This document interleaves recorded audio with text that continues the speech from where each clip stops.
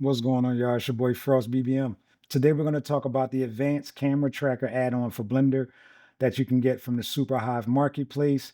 And this is different from the default tracking option that you have inside of Blender, but it's, how can I say, it's refined to work a lot better, in my opinion. You can make point clouds with the densify option.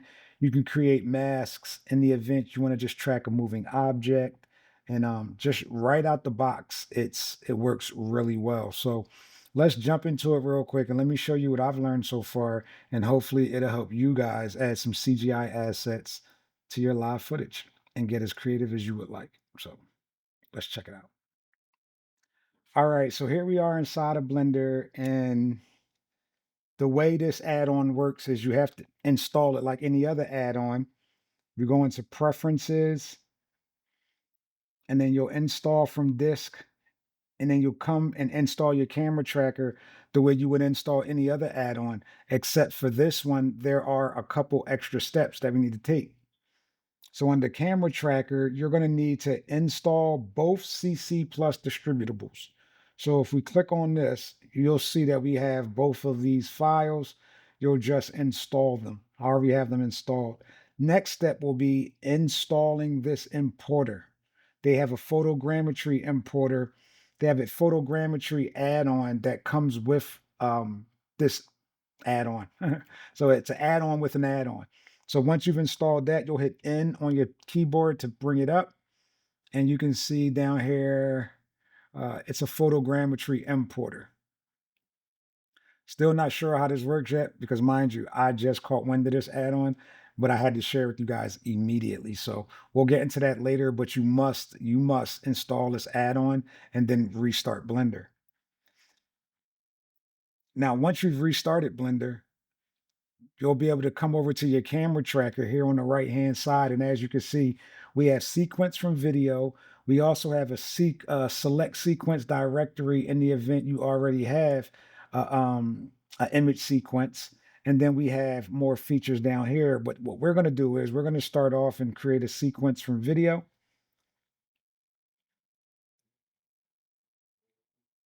And we're going to use this HDRI test and bring this in.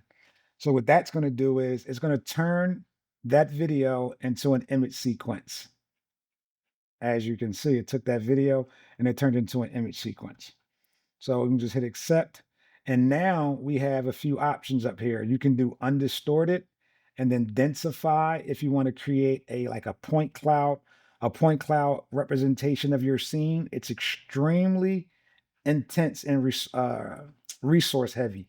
You're going to get millions and millions of tracking points that are colored to pretty much recreate your scene. The times that I've tried it, it's crashed my PC, so I stay away from it. So I just do. I come down to detection. Make sure you click on refine. Zoom, if your camera lens is zooming in and out, then you're going to want to click zoom. And shake is really for like really extreme shake scenarios, not just like a basic walk or anything like that. So we're going to leave that unchecked. Max resolution and features I leave default. And then down here, your smart should not be on. So make sure you turn on smart. And if you're running with an NVIDIA graphic card, click CUDA. Now I'm going to delete everything from the scene and then camera track. And you can see here in this command prompt looking window, the software is running its magic. It's tracking the camera right now. We give it a few minutes, and when it's done tracking, we can come back and pick up where we left off. A few moments later. All right, so here we are. We've got our scene, and look at this. Look at these point clouds. Everything right out the gate, the orientation is all screwed. But we're going to come back and fix that. But for right now, let's just hit 0 on our numpad and look at our scene through our camera and make sure that our camera movement translated over. And even inside of the point cloud, you can kind of, make out this. I can see the sidewalk, I can see some things.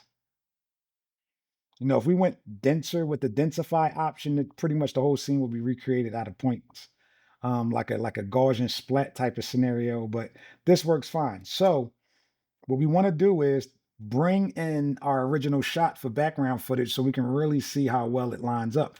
Also, one of the important things that we need to do over here in our output window is make sure that our resolution and our frame rate match. My original footage was 1920 by 1080, 23.97 frames per second. So I'm going to bring in my frame rate to 23.98 and match my resolution. Also, while I'm in here, I'm going to change my output because you don't want to forget to change your output and then you go to render your images and then you're like, I can't find my images. You know what I mean? So while we're in here, why not just make sure we set our output? I've already have an output here.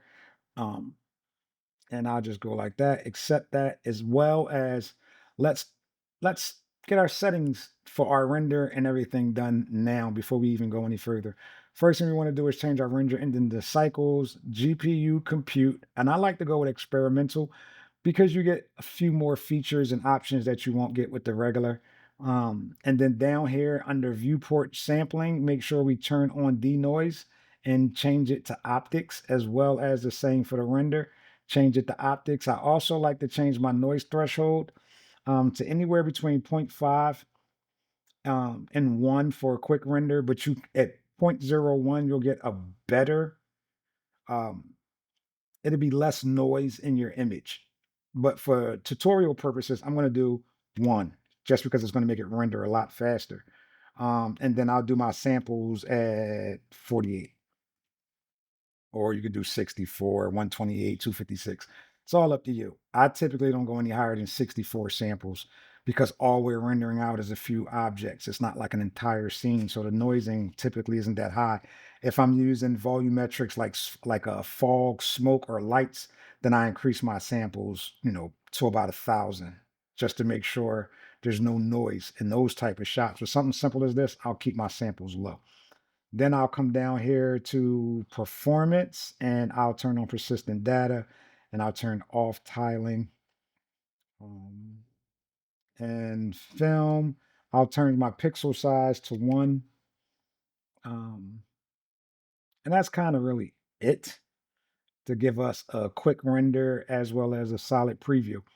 Now, to get our scene right, remember our orientation is incorrect. And also, we want to make sure that our track was done well and the scene as well as the point clouds line up. So what we want to do is under your animated camera, you're going to come over here and click here. And background images, if it's not already checked, you want to check it and then click add image and then go to your movie clip and then open and then go where this video that you originally brought in the first time, and we're just going to load it up. And boom, we got action. Let's hit play and see. Yeah, you see it. These points are sticking. Look at the bushes. It's a lot easier to determine what's what now. The trash can, the street, the sidewalk. Remember I said I felt like I could see the sidewalk. So here it is. We have a good track. But let's hit 0. And as you can see, our orientation is all screwed. You know, we want everything to lay flat. We want the y-axis to be for our straight forward and back, our x to be left and right now our z is our forward and back. So what we need to do is we need to hit Shift A and add an empty plane axis. Then hit Control I to invert our selection. Then go back, hit Control and select our empty again, and then Control P, and then just select object. Now our empty, well, if we just rotate our empty on the X by 90, or let's do negative 90, sorry, we have it flipped, but it's going uphill. And if you look at your image, let's hit 0 on our numpad, that's going downhill. So what I want to do is I want to hit RX again, and I just want to, make it a bit more accurate. Um, Still going uphill. So what I like to do is, as you can see, like right in here where it's flush, I'm going to bring that level with my axis, with my Y, and then let everything else follow suit. So you'll see what I mean. So I'm going to hit R and X. Wait, matter of fact, let me change it to the side view so you can really get a better idea of how this is looking. Okay. For one, let's bring this up, GZ, and bring it up, and then RX. And I want,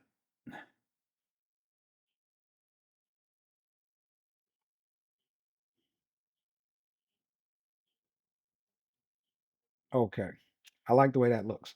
So let's go back here to our side.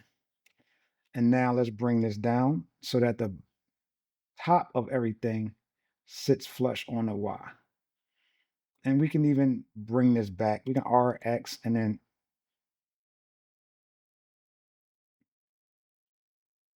play with it. You were on set when this image was shot. So you have an idea of whether or not it was uphill, downhill, whatever. But here we go. This feels right. You know, it's going down off of the Y axis, but not too severely. And then next thing I want to do is I want to hit G, X, and just bring everything over so it's like closer towards the center. Um, VY, let's just bring this up forward a little bit. And then inside of our camera, you see this green line. We can hit R or Z because we're still on our X.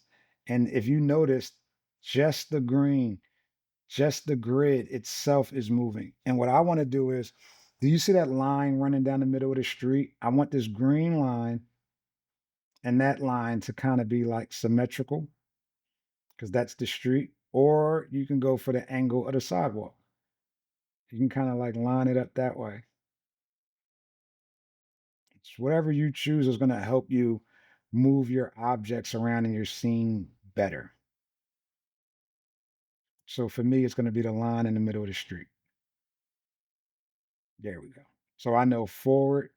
You see this line right here? It's very similar to this line. And then we can move things left and right.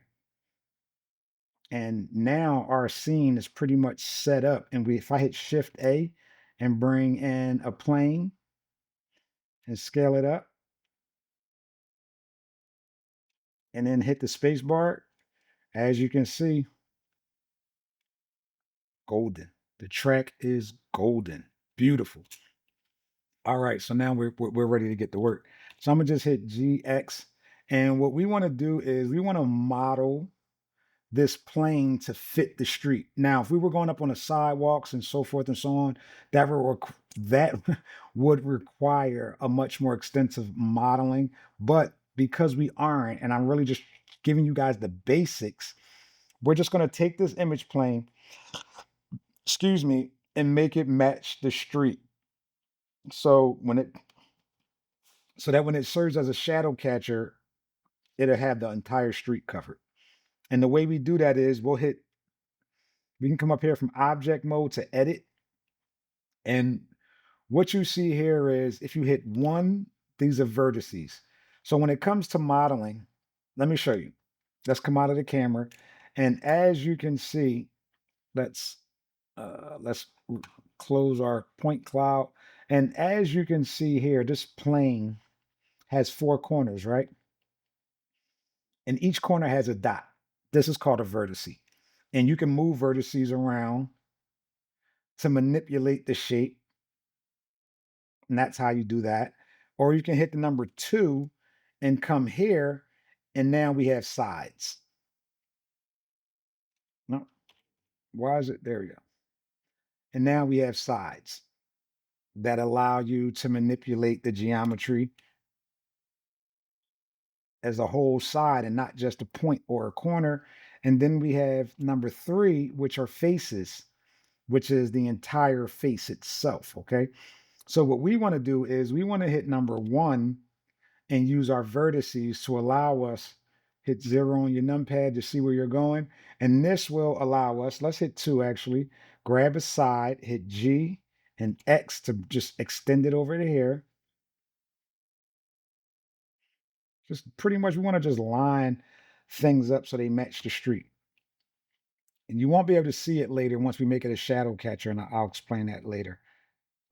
Make the bottom half connect, like line up like this portion. Don't worry about the overlapping because we're going to take this vertice and move it and make them fit. Okay, so we'll hit 1 and then we'll grab this vertice. Now watch G, X. Let me just bring it over a little bit. And as you can see, now we're getting hit G and then Y. And now I can move it all the way up to here if I choose. Now remember, this scene is downhill. So hit G and Z and then bring that vertice down slightly and then G and X and then kind of like line it back up with that street. Then do the same back here, G and X. And we just really want to get this right along that ledge because the shadow catcher is going to create like a dark area. And if it's not extended far enough, you'll be able to see where it starts and ends. And if you don't have it end on like a dark seam, you'll be able to notice it. A lot of people will just model the entire scene so that you don't see it at all. But like I say, for tutorial purposes, that's a bit intense. So G, Y, let's grab this other vertice and let's just continue to make this street. Click when you're done, then hit G again and X and bring it over.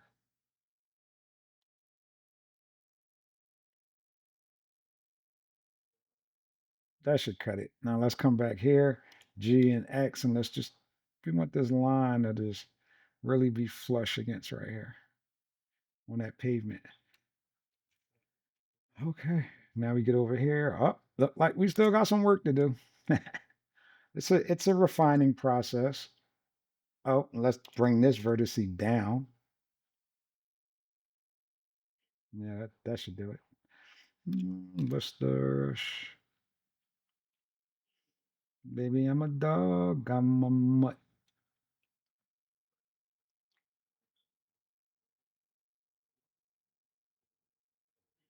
Okay, I like the way that's looking. Let's go back to the first frame and make sure for this side, this curve is solid. And there we go.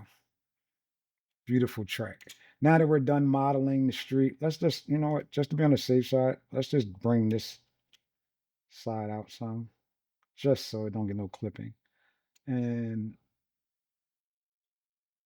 yeah, we're good to go. All right. Now what we want to do next is let's bring in an object, okay? So what I'm going to do is I'm going to extend this over some. I'm going to grab this. You see how this, your cursor turns into like this little target? You click it and then drag over and make another window. Then hit this little icon in this upper left-hand corner right here. Drop that down and then open up my asset browser. And this is where all of my assets are.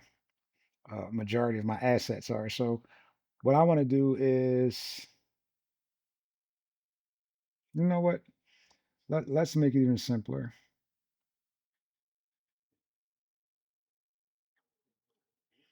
Let's come over here to the mega fleet. And what I'm going to do is I'm going to just bring a car in. You can bring in any object that you want. So I'm just going to bring in, where's my infinity? I'm bringing this infinity right here. Just click add vehicle. VY to move it back. GX to slide it over. RZ and just give it a little rotation. And like I said, you can put anything you want. You know what I mean? I'm just using a car real quick so you can guys just see how smooth of a track we get.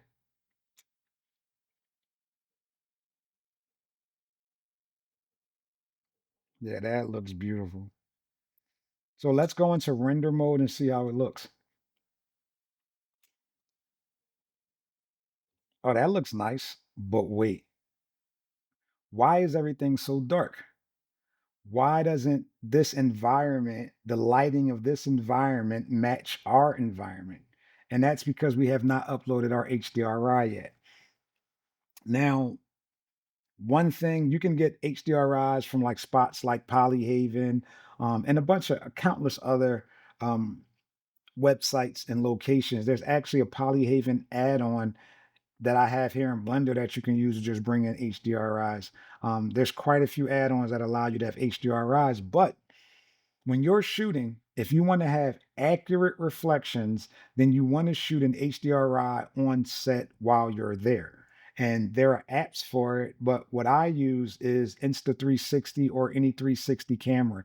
I currently use the RS 1 inch, which allows me to capture HDRIs of my environment so that we can have proper reflections and lighting. So the way we do that, the way we bring in our HDRIs are as such. We need to come over here into our shader editor and we need to go from object to world. And this is our world. Right now, there's nothing creating light in our scene. So what you want to do is first, you need to ensure that Node Wrangler is activated. It's free and it's built into Blender. So just go into your preferences, type node, and then activate Node Wrangler. Now back in your shader editor, under this last node right here, all you're going to do is hit Control T. And now you have an entire setup. You got a texture coordinate, you've got a mapping node, and you have an environment texture. What we want to do is in our environment texture, we just want to open it and then go to where we installed, where we have our HDRI. For me, it is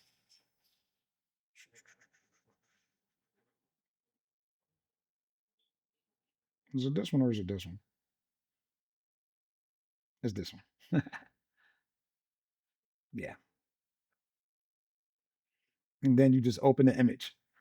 And as you can see now, our HDRI is the same as our background image, but they don't match, right? If you look head on here, you see the house. But in our original shot, it's like you're looking down the street.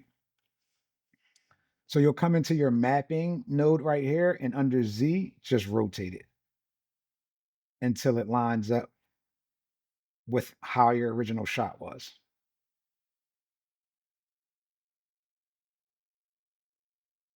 right?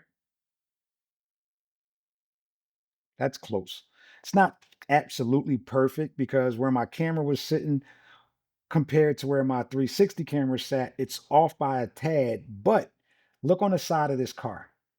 You can see the reflections from the house, these houses over here, right? This is the beauty of the HDRI. So now you're probably wondering, well, all I see in the background is the HDRI, and how do I make that go away, or what is the next step? Well, all we're going to do now is go into our options and come down into our render options, and under film, click transparent. But you see how close in proximity the HDRI in the scene is.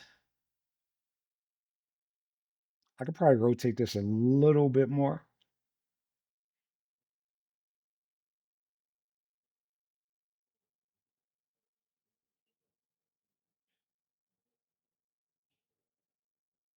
Yeah, I'll take it. So we'll turn that transparent as well as transparent glass so that you can see through the windows of the vehicle. Now look at the ground. You're probably saying, okay, well, why is that white? Or how we change that? We don't want that in the shot. And we don't, right? We want this to act as a shadow catcher. This is going to replace the street.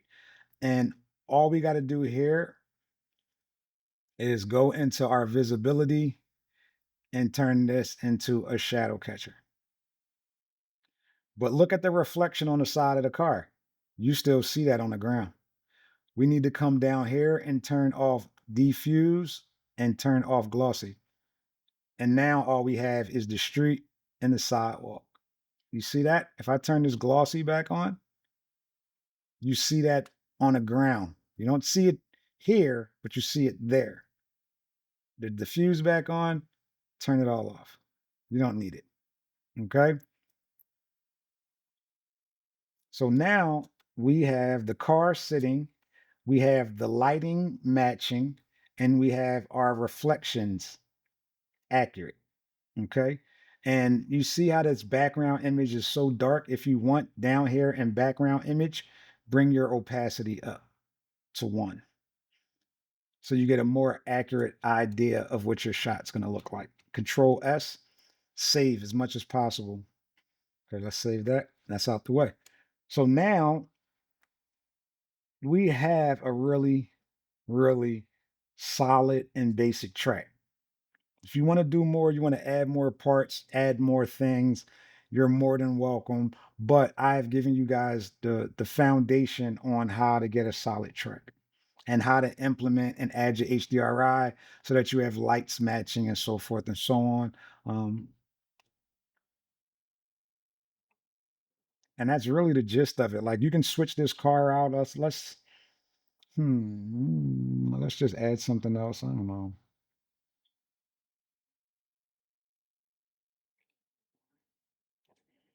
As a matter of fact, you know what? Let's add it. You know what? Let me try one of these fountains.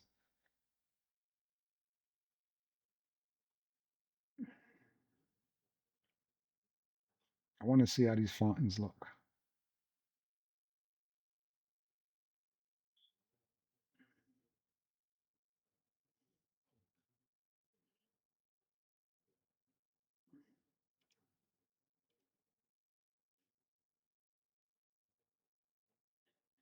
I don't know. I don't even know why I put a fountain here. I just want to see how it looks.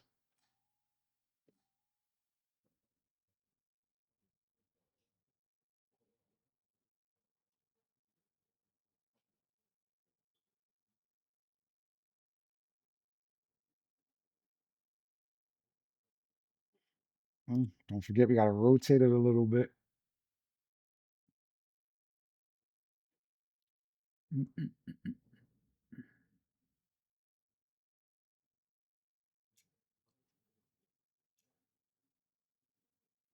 Come in this view, you can get a better idea how it really tracks.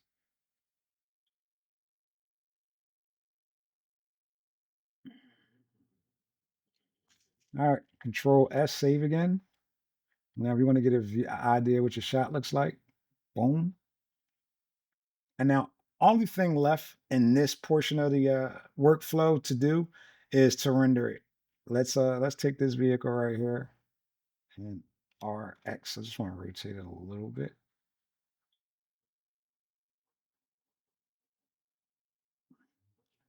And I just want these little white lines at the bottom to disappear some.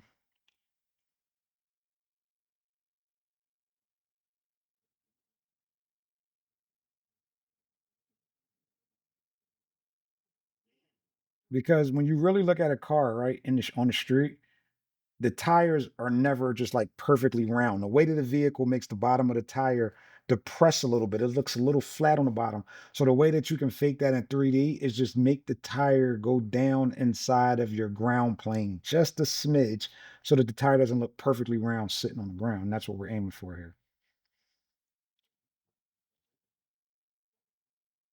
There we go.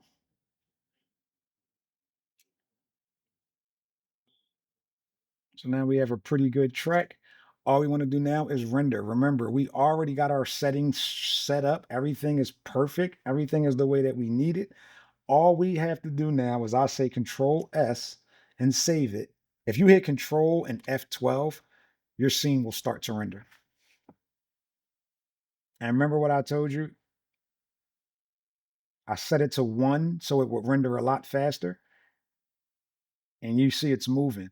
If you guys want to learn about the quicker way of rendering, which is called command line rendering, which will allow you to render and never have to worry about your scene crashing, never have to worry about your PC freezing, and still allow you to work on something else in Blender while your scene is rendering, be sure to go check out my command prompt rendering tutorial where I show you how you can render any scene from Blender in the background. And you can also render multiple scenes at once utilizing this method.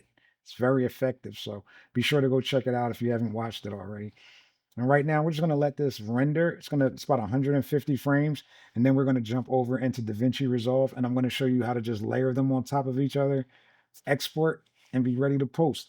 Obviously, there are, other methods of compositing. Later, we'll get into nuke, we'll get into render passes and things of that nature. But I just wanted to get you guys the basics on how you could use this camera tracker and how powerful it is and how good of a track it generates and how you can add things to your scene. So these are just the basics. Make sure you come back for more advanced tutorials and methods and techniques. We're just getting started, baby. All right, we're going to let this render out and we'll come back in a few and then head into DaVinci Resolve.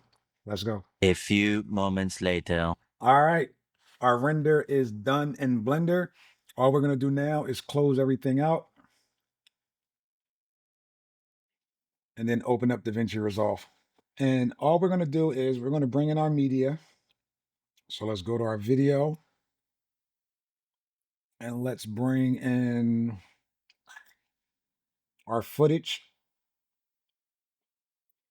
And then we need to go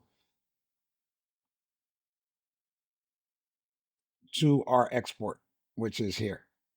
And then we're gonna right click, add that into media, and let's go into our edit tab. If you're in Premiere or After Effects, it's pretty much the same thing. You're just going to layer. You're going to put your original footage on the bottom. Also, make sure you're go into your project settings and make sure your resolution and your frame rate are the same. And now just bring that layer that you rendered from Blender and just lay it right over top of your original footage, and everything should be perfect. And as you can see, we're good. Look at the water fountain. I actually like the water fountain. It's not bad. I mean, I don't know if I would use it in like close-ups or anything, but it's not bad. That track is super solid. And look at the shadows. And as you can see along the street, remember what I told you about extending that shadow catcher out? You can't see that dark line that you'd be able to see if that shadow catcher wasn't extended to that point. But not bad, right? Not bad for a first try.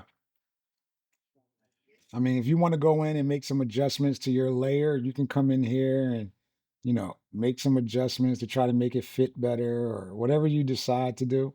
You can make these changes right here. You want to add a little bit of blur because it may be just a little too crisp. I like to go up to about 53, 54, just to give it a bit of a blur, because when you look at objects, nothing is like crystal clear, right? We need to have a bit of a blur. Like if you come down here and we bring it this way, that's too crisp. That's too crisp. Excuse me. Even on the ground, there's a bit of blur. So I want these two to be similar. Excuse me. So I want these two to be similar with that blur. So I'll just take this up until I get a desired result, and I feel as though that looks good. Later when we get further into compositing and things like that, we'll be using nuke, and we'll work a lot harder on making all of this look seamless. But the HDRI really helps because it allows the lighting and reflections to match, which makes compositing a lot less difficult. And especially if you're not really a compositor and you just want to make some content, you want to do some cool things, these HDRIs are really like a cheat code and help prevent you from having to do a lot of compositing afterwards. Now it's just really little things to try to make sure it fits into the scene. One of the things you would do would be, if you really wanted to make this match properly, you would play with these shadows to match the shadows under these vehicles. You see how hard those edges are compared to how soft these are. We can go in and do some fine tuning and things like that. But for what we're learning right now, for the basics, if you guys have done up to this point and you got your objects to stick to your scene, man, you just did it. You got the foundation down. Do it a few more times, get the hang of it, and just practice. Practice makes perfect, you know, just over and over. Practice learning how to make HDRIs, or you can find some that closely resemble your shot and bring those in. But this is really it, man. All you're gonna do now is export this and you're ready to post. So I really hope that you guys have found this session, this learning session to be beneficial. And I really look forward to seeing what you guys can create and what you guys add to your scenes. Please tag me, at me, follow me on Instagram, Frost BBM, TikTok, Frost BBM, Facebook, Deacon Frost. And you guys already know me here on YouTube as I am Visuals 215. So if you create anything using information and knowledge that you got from me, I would love to see what you've done. Maybe you learned the new trick that I can learn as well. Let's build as a community and let's all learn and grow as one. As usual, it's your boy Frost BBM from I Am Visuals. Stay creative, man. Let's go.